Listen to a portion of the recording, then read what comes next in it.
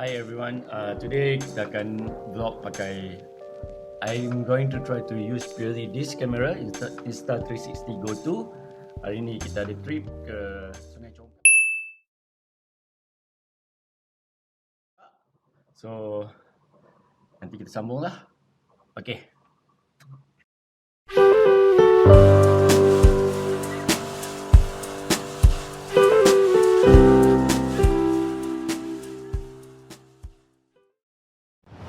So me and Abang Default is on the way.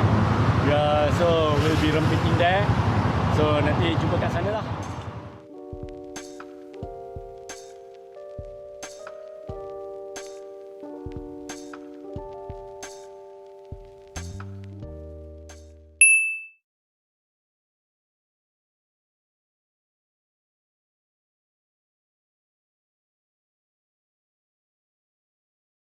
Saja sampai ke Sungai Gabai.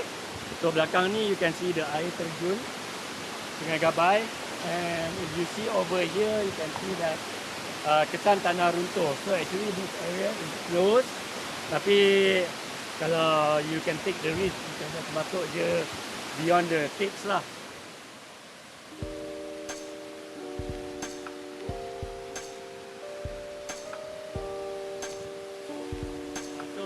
Another view of the waterfall from the front. And kalau you nak tengok the destruction caused by the tanah runtuh, you can see over here. And over there you can see a townie having miserable time at air terjun. Say hi to the camera, Abang Default.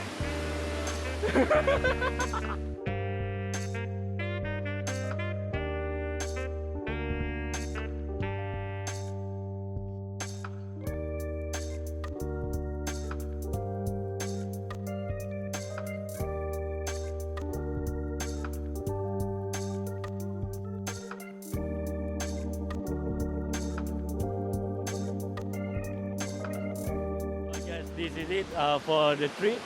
I'm just going to film the way back, and I guess that's it for us. Stay safe.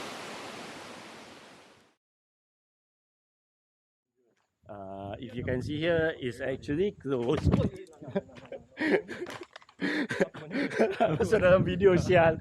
You can see.